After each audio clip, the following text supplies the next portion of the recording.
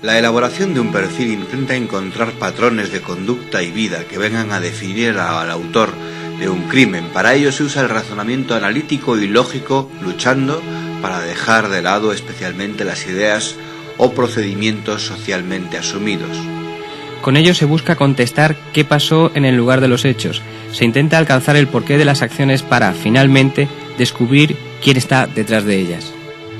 Este es un pequeño fragmento del nuevo libro de J.M. Aguilar, Lo que tarda en morir un idiota. En él se puede ver la filosofía o el leitmotiv que mueve a esta novela negra. Sobre ella hoy podremos charlar aquí un ratillo en Periodista Digital con su autor. Bienvenido a Periodista Digital. Encantado y muchas gracias. A ti siempre. En esta novela policíaca se incorpora un elemento que es la psicología forense. ¿En qué medida la psicología ha cambiado la investigación policial? La psicología, la psiquiatría y la psicología forense empezó a introducirse muy tempranamente en la investigación hace ya muchísimos años, en el ámbito anglosajón. En los años 40 empezó, en los años 50 en la gran explosión. Tuvo una época de vacas flacas y de grandes fracasos en los años 60, 70 y se retomó en los años 80 con el surgimiento y la gran cantidad de crímenes, sobre todo por personas desconocidas que estaban surgiendo en el ámbito anglosajón. En nuestro país se introduce a partir de esa época y hasta muy recientemente no ha tenido una presencia muy importante. Hoy en día es cotidiano el acceso y la petición del juez al psicólogo forense, igual que al médico forense, que digamos es la figura más conocida al público en general. De hecho, este personaje de esta novela es una novedad, toda una novedad en el ámbito, por supuesto, español e incluso en el ámbito anglosajón, lo que es el personaje como psicólogo forense. Ha habido médicos forenses, antropólogos forenses y además de larga trayectoria literaria, pero en nuestro campo, en el ámbito español en concreto, era la primera incursión y para ello, en ello a mí me resulta tremendamente curioso, siendo mi profesión. Ese tipo de investigación, esa línea de investigación en torno a hacer lo que se llaman los perfiles, ¿no? Sí. De los supuestos culpables o del criminal. ¿Qué incorpora a la investigación tradicional? Lo que va haciendo es una ayuda, va buscando definir y seccionar la sociedad en función de grupos. Por ejemplo, si pretendes o va apareciendo que aquello pudiera estar, el hecho delictivo, el hecho violento, por ejemplo, vamos a hablar de un asesinato, pudiera estar producido por un varón, pues ya tienes la mitad de la población, la puedes discriminar, porque la otra mitad poco más de la mitad es mujer.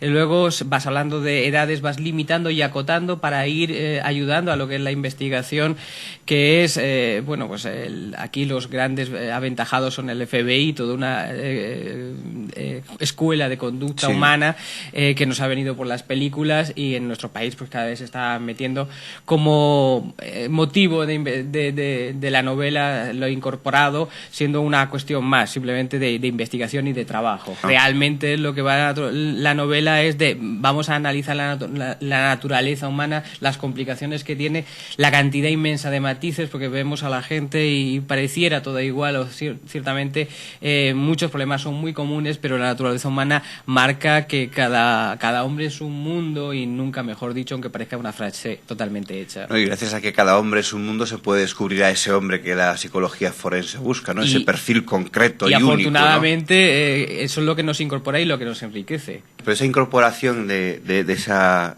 forma de trabajar, por ejemplo, el esquema habitual de buenos y malos en una novela policíaca o una investigación de un crimen, en su novela por lo menos, al menos en la parte de los malos, queda un poco más desestructurada, porque cuando va a analizar a ese supuesto malo, como lo analiza psicológicamente, no sé si puede llegar a surgir cierta empatía, no digo simpatía, pero sí empatía hacia la persona. Entender las circunstancias para saber cómo funciona y cómo reaccionaría y, por supuesto, para intentar, sobre todo, adelantarse. Ese es el trabajo, a fin de cuentas, del psicólogo, entender al enfermo mental, entender a la persona que tiene un problema de crisis vital o entender a un homicida. Oye, ¿existen los crímenes perfectos? El crimen perfecto es no el que no se descubre, sino aquel que se le culpa a otro. Realmente ese sería el crimen perfecto. Entonces, existen en nuestra sociedad, sin ninguna duda. Hay gente inocente en la cárcel. Yendo a su novela hay dos, no sé, bueno, hay muchos personajes, pero hay dos que nos llaman poderosamente la atención, que es Manuel, el psicólogo forense, y el supuesto culpable, el que se le persigue, el que se le busca. Y en esa búsqueda de la psicología, supongo que para usted habrá sido, no sé si más fácil que a otros autores, meterse en la psicología de sus personajes. La cuestión es que es mi trabajo, es decir, afortunadamente no estoy todos los días trabajando, gracias a Dios también, por otro lado, con homicidas, pero sí es el material de trabajo cotidiano, es decir, entender al otro sujeto, haya hecho o se haya metido en el jardín en el que se haya metido, indudablemente desde un enfoque legal y un enfoque psicolegal o psicología forense, que es a fin de cuentas. Claro. Entonces, en eso sí llevo una gran ventaja y por eso he decidido que sea el protagonista un psicólogo forense, ya no solo porque es original dentro del ámbito literario nuestro, sino que además puedo aportar multitud de cosas. Por supuesto, afortunadamente no es autobiográfico porque yo quiero llevar una vida muchísimo más tranquila que la de mi personaje. ¿Cómo construye usted un crimen? Con muchos crímenes y con muchos retazos de crímenes. Desafortunadamente tenemos muchísimo material para trabajar y todo el material de la novela son retazos de hechos reales o acontecimientos reales, de autopsias reales, de perfiles reales, de personas, entre comillas, por supuesto reales, totalmente deformadas, porque para eso está la ventaja de ser literatura y no ser ensayo o ser pura investigación. Y tratado de una manera, se ha intentado al menos, y esa es mi pretensión, y al parecer los lectores sí les parece, amena para distraer, y el que quiera sencillamente encontrarse un thriller, una novela de intriga y de misterio, la puede leer en esa línea, y el que quiera profundizar más en el alma humana puede hacer también una lectura en más profundidad, porque las reflexiones que se llevan a cabo son sobre la naturaleza humana, sobre el mal, sobre la maldad, sobre la culpa, sobre el secreto, sobre el pasado. ¿Y ese título tan llamativo? Es un título real, es una frase real que está en el diario del asesino del rol. Y es el ejemplo máximo que me he podido encontrar de la expresión de un psicópata a la hora de referirse a su víctima, a la que estaba absolutamente despreciando, haciendo una cosa, cosificando, y que lo estaba en ese momento masacrando, y cómo lo relata en su diario y lo deja recogido. Hay que ver lo que tarda en morir un idiota. Y hay que ver la sangre fría o el estado mental que puede estar alguien para llegar a decir eso, ¿no? Es lo que llamamos psicópatas, y lo que estamos hablando es de un sujeto que no siente ningún tipo de emoción hacia ese sujeto, no lo considera una persona, y lo que está haciendo con él es sencillamente quitándole la vida. Es la gran frase que llamó la atención desde el principio a todos los forenses que intervinieron en ese asunto, y que he cogido sencillamente como frase ejemplificadora y resumen de toda una filosofía que está descrita en la novela. Antes hablaba de esa empatía hacia el crimen, hacia el criminal. O hacia el enfermo. O hacia el enfermo, que quizá en nuestra sociedad ocurre eso, ¿no? Que a veces no pensamos que cuando una persona comete un crimen podemos estar frente a un enfermo mental que habría que tratar penitenciariamente de una forma diferente, ¿no? Sí, bueno, considerando y partiendo del hecho de que tenemos un país donde la salud mental no existe, es simplemente un título en una pared o en una puerta y entras y no hay medios ni recursos, podríamos hablar de una gran carencia de nuestra sociedad. Carencia que en algunos otros países es aún incluso más aberrante, porque cogemos el ámbito anglosajón, lo que es la salud pública, vamos a hablar en concreto de la salud pública mental.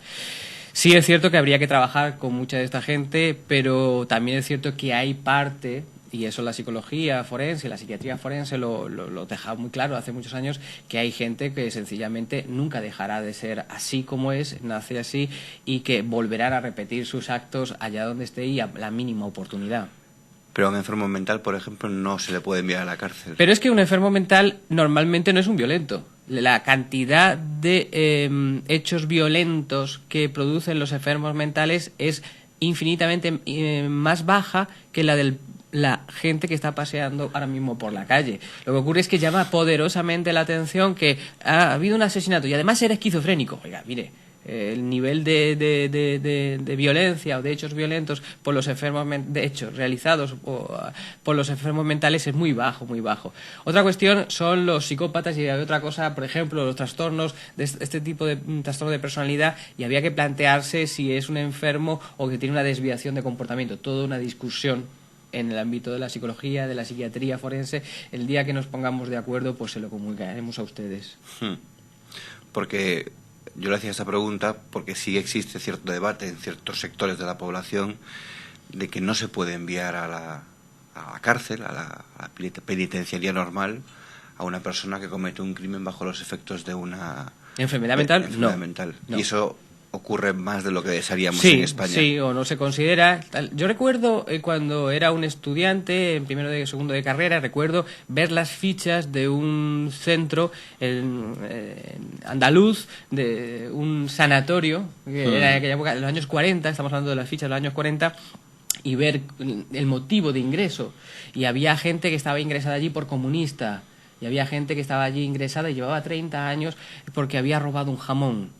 Eso es real, esos son hechos reales. Hemos avanzado ciertamente algo, en ocasiones parece que poco, pero por supuesto si empezamos a analizar y a profundizar en su expediente, un expediente pues realmente todo un documento antropológico para un psicólogo de 50 años después, veías que lo que había detrás pues era un retardo mental, un retraso mental, o a lo mejor un brote esquizofrénico, y que la prisión no era la mejor respuesta.